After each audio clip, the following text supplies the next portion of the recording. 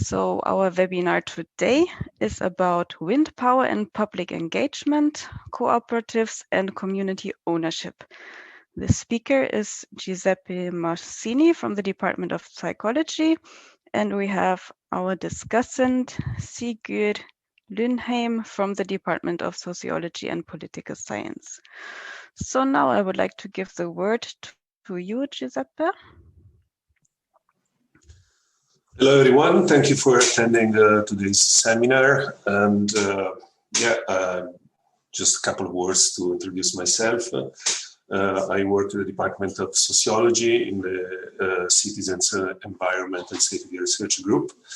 Currently, my research is about energy social innovations in the Smarties Energy 2020 project, the Smarties project. But before, I've been conducting research on social acceptability of wind farms during my PhD. And I've been a researcher more in general social aspect of energy consumption in buildings when I was in the United Kingdom. More recently, I have developed instead an interest and research strand in energy justice issues. Okay, so today I'm going to share now my screen. Hold on a second. I'm going to talk about some research that I have conducted during my PhD and that I have published on in a book that was came out last year, and that is exactly about wind power and public engagement, cooperatives and community ownership.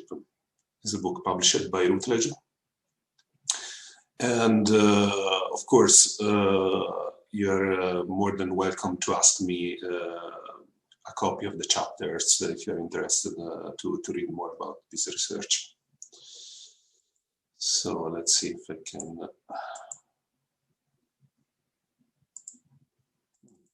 Okay. Seem to have a problem with my slides now. Excuse me.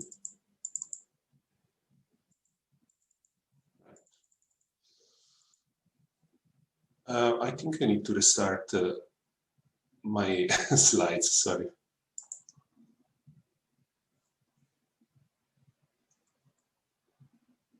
Typical problems with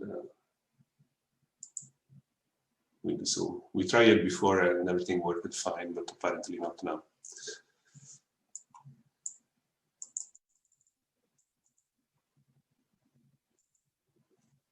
Okay. I trust that you can all see the first slide. Can you confirm, please? We see a Word document right now. A Word document, okay. Mm-hmm.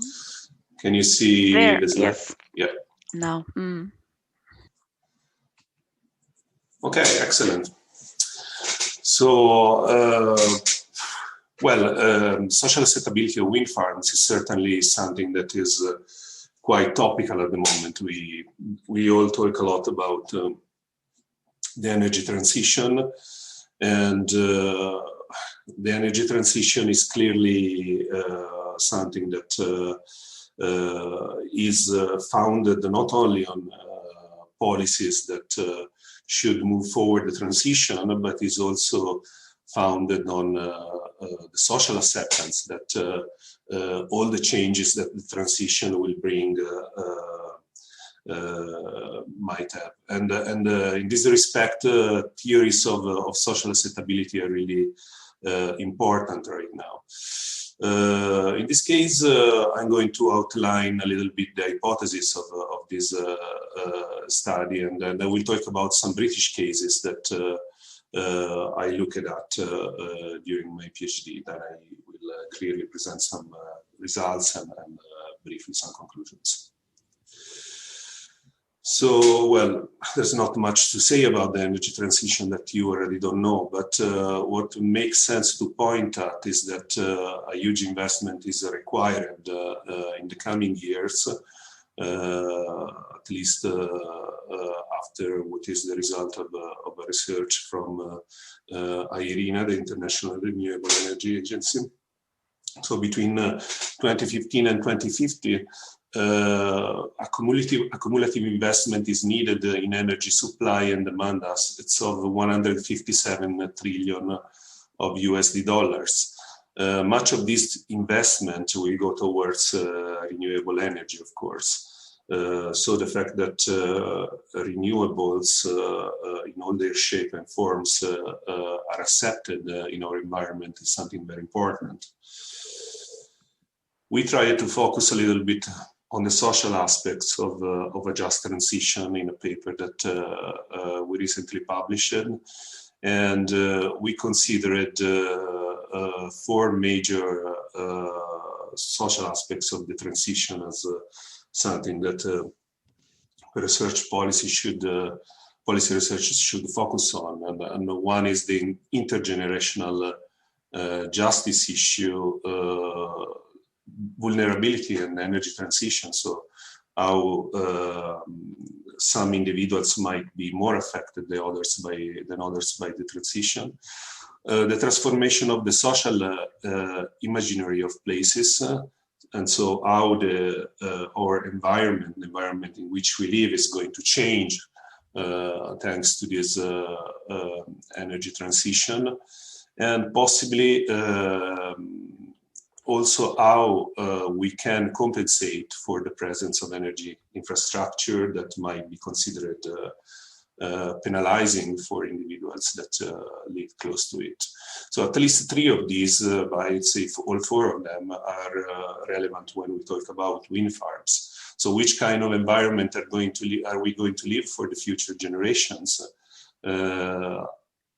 Are wind farms going to be placed in mostly in disadvantaged close to disadvantaged communities, like it has happened for fossil fuels power plants, or should be instead evenly distributed in our environment across different types of communities? How is this going to transform the perception of the environment in which we live in? And does it make sense to think about compensating communities to make them more susceptible to accept wind farms? Well, clearly, social acceptability is just one element when we think about planning and wind farms, as Tok pointed out in one of his papers. There are several elements that influence wind farm developments. One is a favorable planning system. Systems of financial support are very important. The presence of and strength of landscape protection organizations, and this deals really more closely to social acceptability. But also the patterns, he pointed also to the fact that patterns of ownership, and particularly local ownership, could influence social acceptance of wind farms. He referred particularly to the Danish case. You know better than me, being Scandinavian, well, many of you at least, that Denmark has developed wind farms for a long time, and that they often use it, at least in the first couple of decades of these developments, the cooperative scheme of ownership, and this, in the opinion of Tok, favored the social acceptance of wind farms. So this was something that I thought was quite interesting to research about in the British case. Back then I was a research student at Hereford University in Scotland. And in the United Kingdom, actually, despite having a large proportion of citizens supporting wind farms, we could notice a sort of value action gap, which is to say that many people, despite having pro-environmental attitudes and favorable attitudes towards wind farms, were objecting the presence of wind farms in their local area. So I thought that a way to interpret this could be the so-called low-cost hypothesis, outlined by Ekman and President Norfner in a paper of 2003. These authors suggest that people refrain from following their environmental attitudes in so-called high-cost situations. So the question that I was posing myself, could we consider wind farms in our local area a sort of high-cost situation, a situation in which, despite us being maybe in favor of wind farms more generally, and renewable energy and fighting against climate change, we think that the costs that we are going to bear as individuals having the wind farms in our local area are unbearable, and these costs override the benefits that we see for the society at large. So essentially, this was a little bit a research question guiding the research that I carried out. Is it possible to change this perception from high cost to low cost situation? For example, if we have direct benefits that could be delivered to the local community in the forms of community benefits funds, or the revenue coming from the wind farms delivered through a community ownership scheme, could be this transforming the perception of the situation towards a low-cost situation. Would then people be more supportive towards the wind farm in that case? And what are the roles of other variables in terms of social acceptability? For example, what's the role of wealth and the location? If an individual is wealthier, is he equally supportive towards a wind farm in the local area or not? And how much does affect support being having, let's say, your own house close to the designated site for the wind farm? So wind farm cooperatives, I mean, I have already anticipated these questions in the earlier slide, really. Can they shift consensus? Can they swing consensus? And community funds, what are the differences? Well, community funds are often, at least in the British policy environment, those are funds that are set up by commercial developers to deliver benefits to the whole community that lives in the area affected by the wind farm. So there is a large difference in this respect in comparison with the wind farm cooperatives, because to get the most of the benefits of wind farm cooperatives, individuals have to join the cooperative. They have to make an investment, big or small that it might be, and in that case they will get a revenue. They will, of course, have also voting rights and voice in the governance of the cooperative. Cooperatives also set up often community funds, so they try also to generalize the benefits to the whole community. But of course, there is a little bit of a difference in that community funds created by commercial developers might be more far-reaching than those created by perhaps a local cooperative. There are also community trusts, which are another type of way to deliver benefits to the local community, although they are less used in the United Kingdom, but still they are becoming more common in recent years. In those cases, the developer might donate some shares of the development to the community trust, or even the ownership of one of the wind turbines, for example. And in that case, the community can use the revenue through the trust for local projects that might benefit the community. So I developed a theoretical framework looking at social acceptability, which was bringing together different types of variables. and particularly variables related with the context in which the project was developing. So we could talk of procedural justice, how people were approached, were they given enough information, were they provided with the opportunity to participate, did this deliver, build some trust within the community, was there trust towards the proponents of the community, how this could influence the acceptability. Well, I've already mentioned community benefits, the cooperative schemes. I consider the personal resources, so the socioeconomic status of individuals, their knowledge of wind energy and more generally of renewable energy, the level of education, how close they were to the designated wind farm site, and eventually psychological variables. So what was their perception of the cost and benefits related with the wind farm developments? Did they have pro-environmental attitudes? Did they display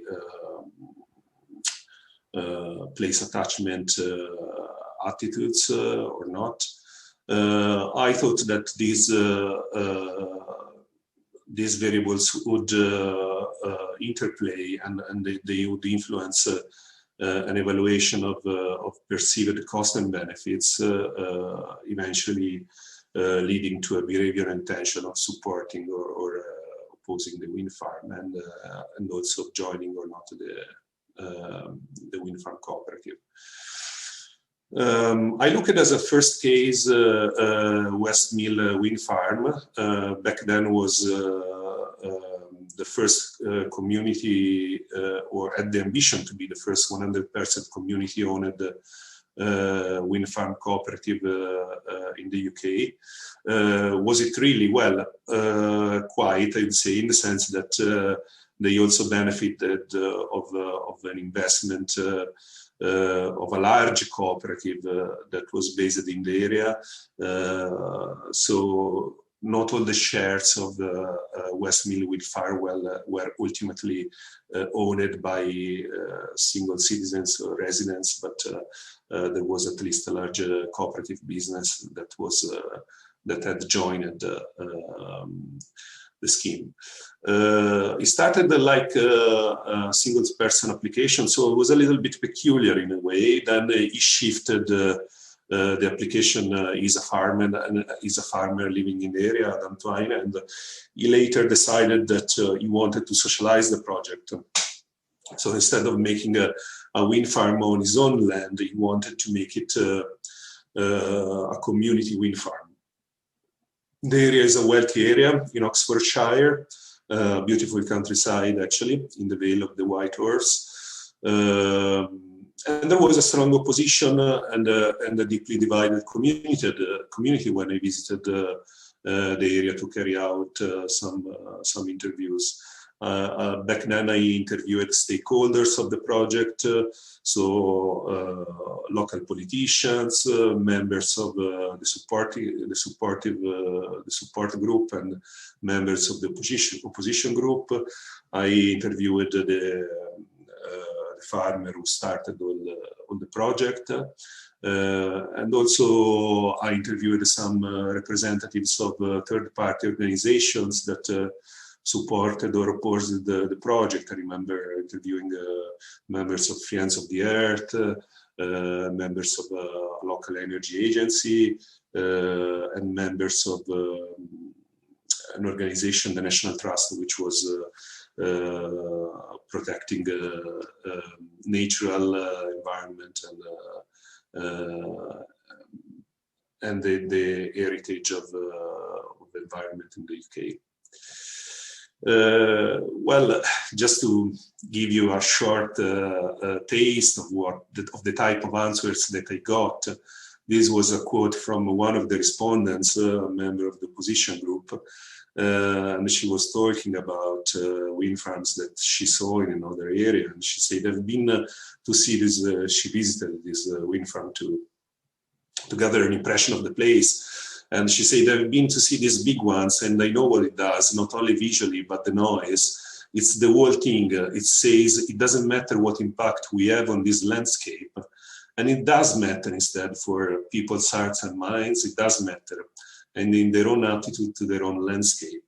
So she was really displaying a strong, I would say, place attachment to the place that she was living in, and she thought that the place would have been spoiled by the wind farms. She was pointing, of course, to the visual impact, the noise, and clearly there was a sense of bitterness and a sense of also being a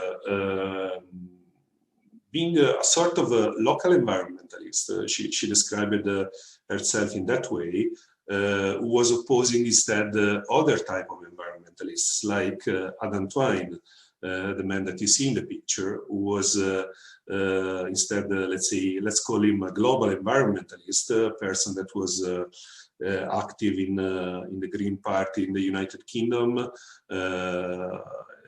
who was very much concerned about climate change. He was an organic farmer, but clearly he had another vision of what were the environmental priorities in the place of Westmill.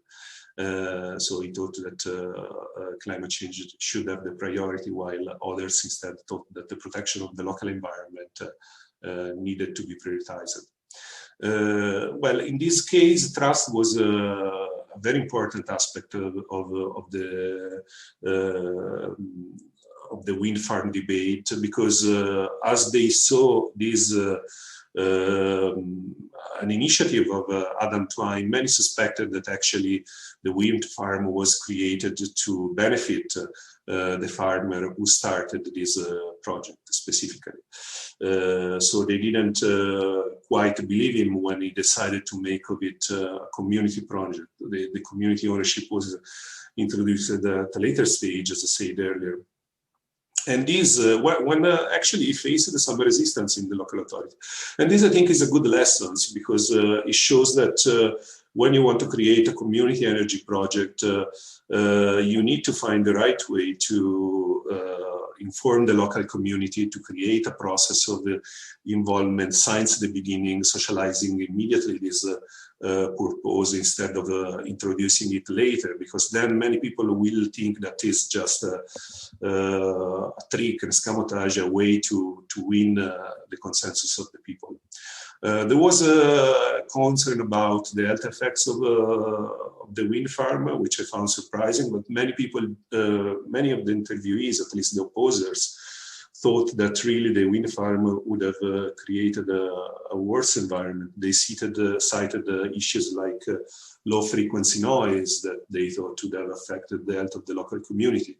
The woman that I mentioned before was also involved in a voluntary organization helping children with autism, and she thought that this would have created an unbearable environment for autistic children that she was caring for. I've already mentioned how place attachment appeared to be an issue motivating opposition. The community was also wealthy. This was pointed by several interviewees. Two of them were councillors of the local area, and one of them said clearly that the community was so wealthy that they would have not cared less for the revenue produced by the community cooperative. While another councillor said to me that he thought that the revenue was possibly a good thing, but he also thought that was not relevant for the local area, and he suggested that being himself an Irishman coming from Northern Ireland, they said, well, actually, if you would place a wind farm like this in the cooperative, in the area where I come from, then you could realize that there would be an interest towards this type of development, because people are poorer and they might see in that an economic opportunity. So there was a deep divide in the community, and what was pointed by several interviewees is that the cooperative risked to become a permanent divide. So with people that would have joined the community and people would have stayed out, and this would have continued with time, because of course the cooperative would have been there, the wind farm would have been there, community cooperative meetings would have been held, maybe events related with the cooperative, and so this sort of permanent divide was a risk for the community. This is what they thought, at least. I carried on my research after the interviews, conducting a survey in Scotland, and particularly looking at 4 proposed wind farms cooperatives, 2 cooperative schemes, and 2 commercial schemes with which also offered a community fund. 2 were comparably in wealthier areas, and 2 instead in the private areas. I thought that Scotland was particularly interesting. Scotland has the largest amount of wind resources in the whole United Kingdom. Is already exporting renewable electricity produced towards England, and really the vast majority of potential in terms of wind energy production is in Scotland, although it's quite significant also in the rest of the United Kingdom. So I chose these 4 cases, 2 of them in Aberdeenshire, 1 in North Lanarkshire, and the other one in the island. They had quite different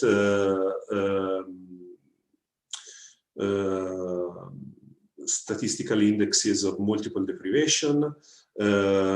As you can see, Bracco was the most deprived, while Kushney and Meklikariwi were relatively more affluent. Nig was a little bit in between, although not that deprived, to be honest.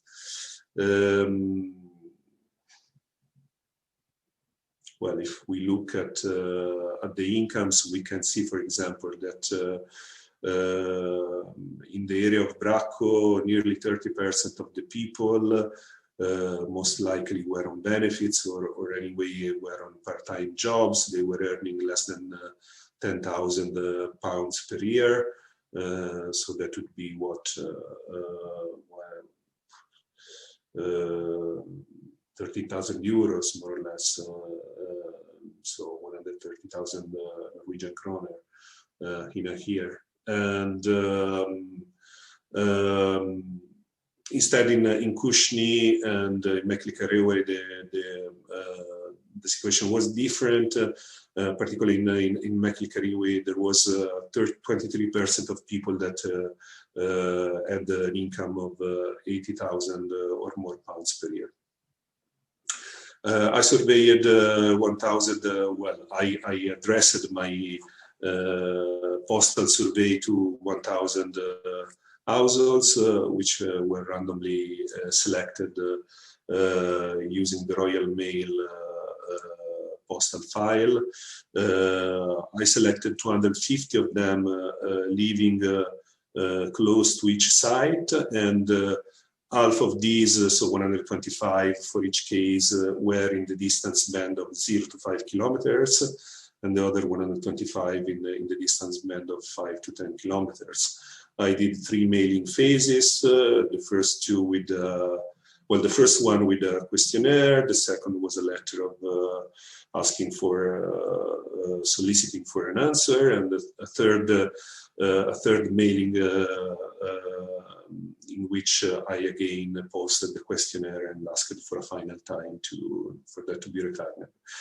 I didn't get an amazing return rate, 31%, but wasn't even too bad, considering that there has been a steep decline in response rates of postal surveys in the United Kingdom, and more in general in Western countries in recent years. But there was a huge variety. As you can see, in the area of Bracco, there was only 17% of return rate, while in Cushing was 44%, nearly 45%. And the reason, I suspect, was that being a severely deprived area, Bracco, it is a well-known fact that these sort of areas are more difficult in terms of engagement of residents in surveys and in other type of initiatives.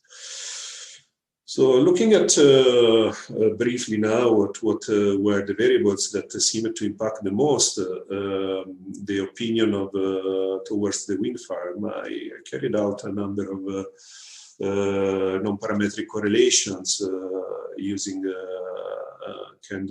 mostly Kendall-Stowe tests, and well, the variable that appeared to affect the most the opinion about the locally proposed wind farm was this scale that I built with the various items of that included regarding different aspects of the wind farms, and so was the value that people gave to the benefits and costs related with the presence of the wind farms, and local benefits and disadvantages. So their perception of the magnitude of local benefits and disadvantages. But being more specific, the variables that affected the most them all was trust towards the developer. I mean, the single item that affected the most the opinion. So trust appeared to have a significant role in shaping the opinion of respondents, and also the landscape impact that the wind farm would have had locally, together with the health concerns.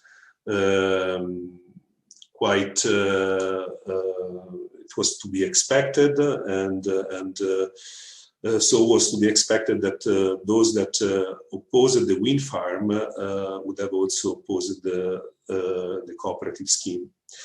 There were instead weak correlations regarding the family income per person. It wasn't particularly significant in determining the opinion towards the wind farm, and similarly, attitudinal items didn't seem to correlate that much with the opinion about the locally proposed wind farms. Both place attachment and sort of an item that I had created to gauge pro-environmentals towards, let's say, pro-economy values. They both had a low coefficient of correlation with the opinion about the locally proposed wind farm. When I look at instead with an ordinary regression, I carried out also a number of ordinary and logistic regressions. When I look at an ordinary regression, through an ordinary regression about the opinion regarding the cooperative scheme, again, it was a trust variable that seemed to influence the most the opinion about the cooperative scheme, and particularly the belief that the cooperative scheme was a ploy, that was a way to win the consensus of people. To a lesser extent, also the belief that the revenue of the cooperative would have benefited the community, and that the cooperative would have instead offered the worst compensation for the community, had an influence in the opinion towards the cooperative scheme. And even to a lesser extent, the fact that the cooperative would have strengthened the social capital in the area. If we look instead at some specific questions that I posed, for example, all in all, what do you think of a community cooperative, wind farm cooperative? Well, a good number of individuals said actually that was either a good idea or an excellent idea. Even though a large number of people said that a fairly large number of people said that they were not able to afford the shares. And this was quite significant in my opinion, because with a cooperative scheme, we need always to bear in mind that some people will be left out. So is this the way to push forward a social inclusive community ownership model, or perhaps we should consider the possibility of other type of models of community ownership. So a few conclusions,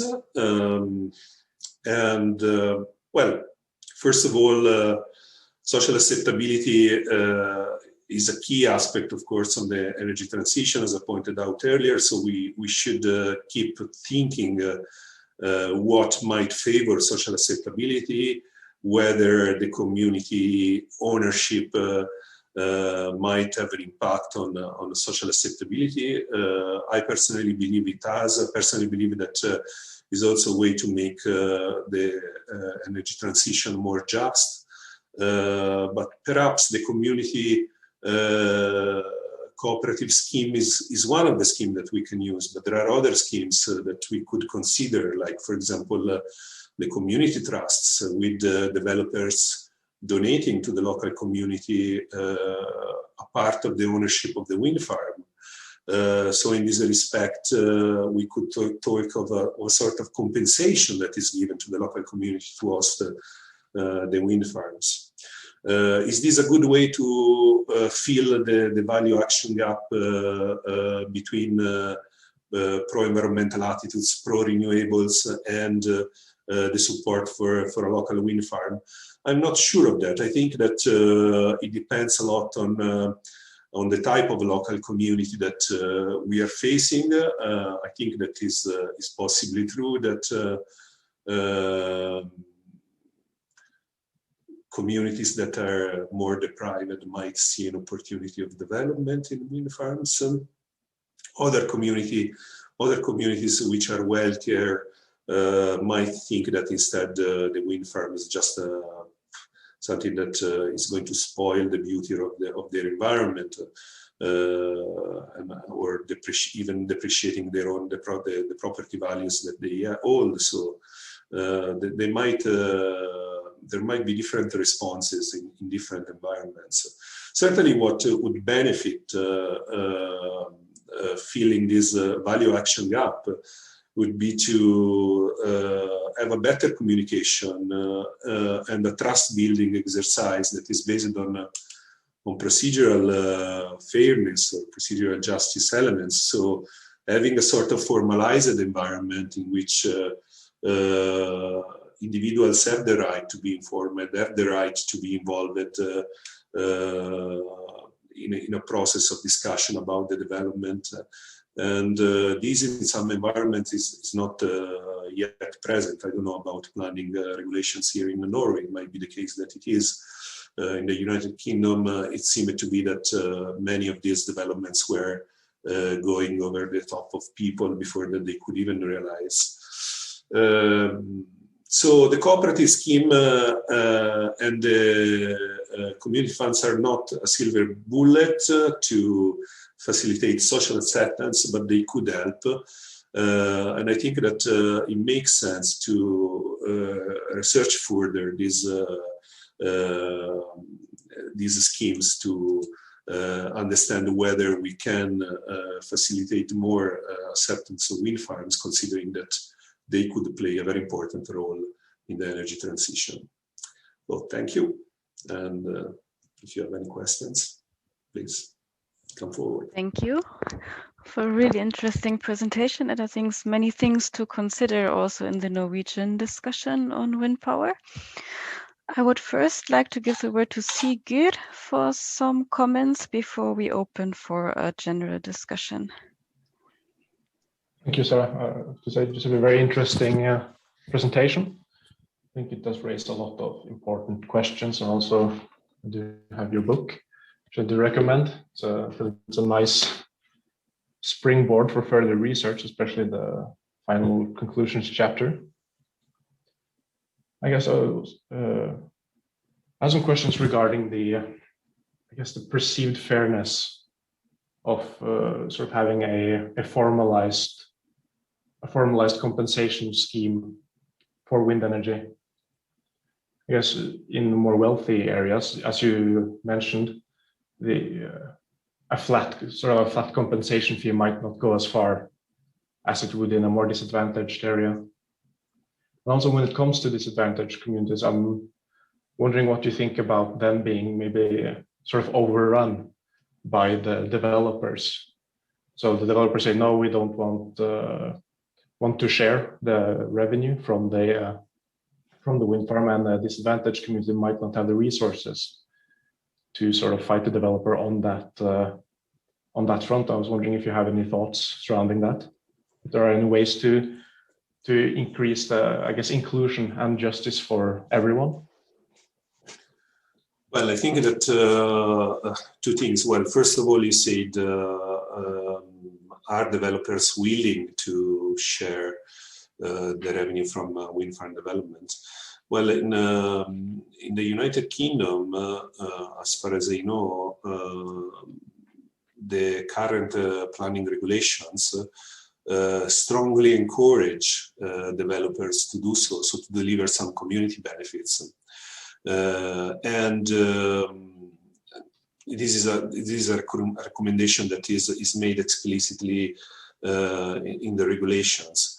Now, it is a recommendation, so they could always not doing that, but the government has announced that both the governments, the United Kingdom government and the Scottish government, they have announced that if they will see that the developers don't comply with this recommendation, they will make a mandatory provision for developers to deliver these community benefits.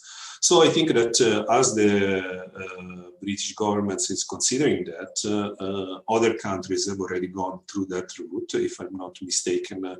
For example, both Spain and Germany have a system of local taxation of wind farm developments, renewable energy developments, more in general, that benefits the local community. So there are ways to channel the economic revenue, at least to some extent, to the local community, and I think it's a good idea to do so. And well, if developers don't willingly do that, I think it's the time for policymakers to step in and take the initiative and make that mandatory. On the other issue that you mentioned, yes, I think it is a very important issue. What can we do for those socially disadvantaged communities where many individuals are not able to invest in a local cooperative? Well, I think that, for example, even that in that case, the laws and regulations could step in and make mandatory for example, for commercial developers developing a wind farm in a disadvantaged community, marginalized community, to donate to a community trust a share of the ownership of the development. And I think that instead the community cooperative scheme could be more successfully applied in those middle upper income communities where people have resources to invest in a local community. So I think that we can establish some policy strategies and differentiating between different communities. And I think this needs to be done if we want to promote a just transition, because when we think about the energy system that we had in the past with fossil fuel plants or nuclear power plants, which most often were based close to disadvantaged communities who didn't have the voice to oppose them, we know that that system, which has been heavily criticized by environmental justice scholars, for example, Professor Ballard in the US, they are systems that we are not willing to replicate if we want to have a just energy transition. So it makes sense for policymakers to intervene, in my opinion. Yeah, I agree with that. I think that regulatory tools will become a lot more important in the future, especially in Norway, as it has seemingly been quite a free-for-all for development of wind energy, which has perhaps a lot of the blame for the current situation we're in now, where it has been sort of a backsliding of acceptance. Let's see, I had some more questions. Yes, I can't remember the exact name of the theory, but it says that the resistance towards wind energy follows a U-shaped curve.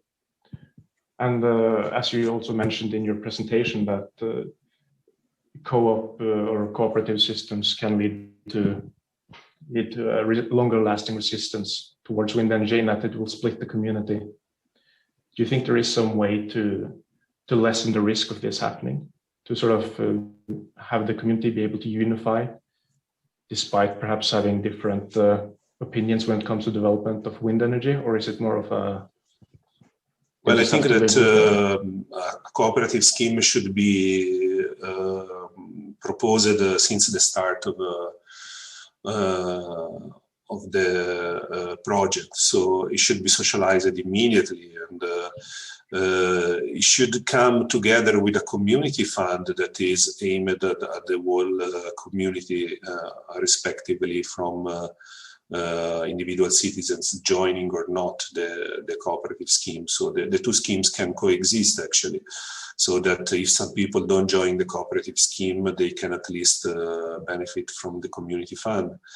And I think that building trust through community meetings, explaining what the cooperative is, what are the long-term benefits of the cooperative, because something that has been pointed at by the proponents of the cooperative scheme model, like the organization Energy for All, which is based in the United Kingdom, is that the cooperatives, wind farm cooperatives, can become